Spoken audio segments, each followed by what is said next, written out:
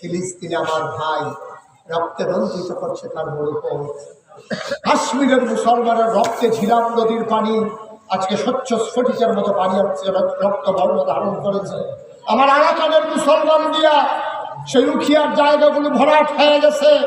লাফ নদীর পানি রক্তে রঞ্জিত হয়েছে আরাকানের মুসলমানের রক্ত দিয়া। সিরিয়ার মুসলমানদেরকে কচুকাটা করা হয়েছে। আমরা বলেছি মামলা হবে, হামলা হবে, জাল জুলুম নির্যাতন হবে, বহুদূর জীবন দেওয়া যাবে, ইমান দেওয়া যাবে না। রাজি আছো কিনা হাত তুলে দেখো। সবাই পড়ে না হবে।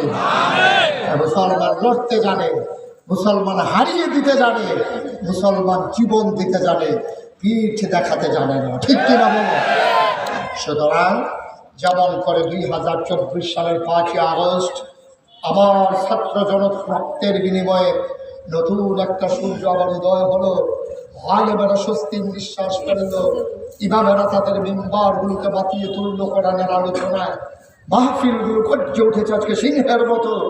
এটা ফিরিয়ে দিতে দেওয়া যাবে না, হারিয়ে যেতে দেওয়া যাবে না। প্রয়োজনে আবার যুদ্ধ হবে, কিন্তু মুসলমান স্বাধীনভাবে বসতে চায়। ঠিক কিনা? এই স্বাধীনতা আর হারাইতে দেওয়া যাবে না। এই দেশে যারা থাকবে সবাই ভাই ভাই ঠাই ঠাই হয়ে আমরা থাকবো। কেউ প্রভু হবে, কেউ ভিত্ত হবে, কেউ রাজা হবে, কেউ প্রজা হবে। এই দেশে তা হবে না, সবাই সমানে সমান। ঠিক কিনা? আমরা সবাই সমান সমান থাকবো, সবাই মিলেমিশে, ধনী নির্ধন থাকবে, গরিব অসহায় থাকবে, কিন্তু কেউ কারো একেবারে প্রজা হয়ে থাকবে না, ভিত্ত হয়ে থাকবে না। কেউ গরিব হবে, কেউ ভিত্ত হবে। এই বৈষম্যের আন্দোলন বাংলাদেশ আমরা দেখতে চাই না। আজকের ইসলামী মহাসম্মেলন থেকে, ওয়াজ ও দোয়ার মাহফিল থেকে সমস্যারে সবাই মিলে জানিয়ে দিতে চাই, আমরা ছিলাম, আমরা আছি, আমরাই থাকবো ইনশাআল্লাহ। ঠিক কি বলবো? কোনোভাবে মুসলমান পরাজয় মানে না, পরাভব মানে না।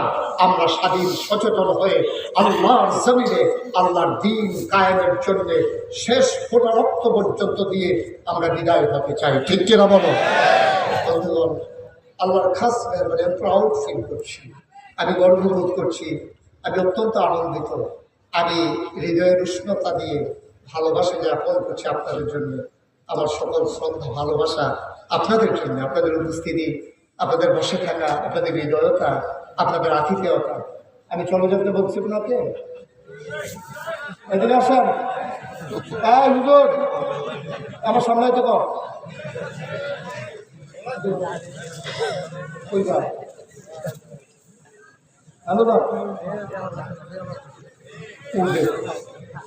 কেমন কিছু কুপকুপি হলো,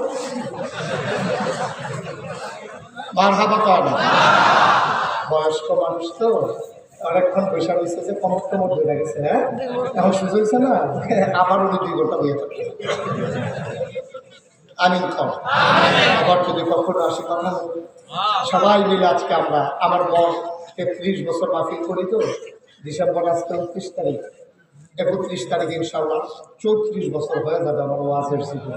33 বছর হয়েছে, এই বছর গেলে 34 হবে। মারহাবা করে না, যেরকম মারহাবা। আমি কত মাহফিলে গিয়েছি, দেশে বিদেশে, যত জায়গায় মাহফিলে গিয়েছি, মাহফিলে কদম দিলে মাহফিলের ওজন দিয়েছি। আজকে আপনাদের মাহফিলে কদম দিয়া মন সাক্ষী দিয়েছে, আপনাদের মাহফিল আল্লাহ কবুল করে। এই কবুল হওয়া মাহফিলটাকে আমরা দোয়া না করে কেউ জানি না। সবার আব্বা আজকে রোহানি হালাতে দাঁড়িয়ে আছে, দোয়া নেওয়ার জন্য আসছে। ওরা তো জানে আজকে মাহফিল হবে। ফেরেশতারা দেখতেছে, তুমিও দেখো, আমিও দেখি না। ফেরেশতা জিজ্ঞাসা, তোমার আম্মারে কি বল, তুমি এখন মাহফিল হয়েছে না? ফেরেশতারে কবরের ভিতরে যে কি আযাব চলতে আছে, নাগাই শরীফ সাহেব হুজুর আছে, আমার ফুতুয়া মাহফিল হয়েছে, দোয়া নেওয়ার জন্য আসছি।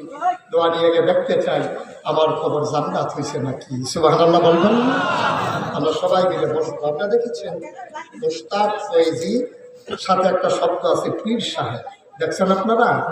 আমি কিন্তু পীর সাহেব হতে চাইনি, কোনো শখ আমার ছিল না, আল্লাহও ছিল না, আমার চিন্তাও ছিল না। এতক্ষণ করে দিচ্ছেন তোমাকে, দেখছে যে বেড়া গেছে, আগেই বলা দরকার। হঠাৎ এটা কথা হলো, আমার তো একটা এইম আছে, আমার তো একটা উদ্দেশ্য আছে, কীভাবে আমি আগাইতে চাই। মারহাবা খান, যেটা বলেন মারহাবা। আল্লাহর খাস মেহেরবানি, আমরা সবাই মিলে দোয়া করব। দোয়ার আগে আমি একটা মিনিট একটু কথা বলতে চাই।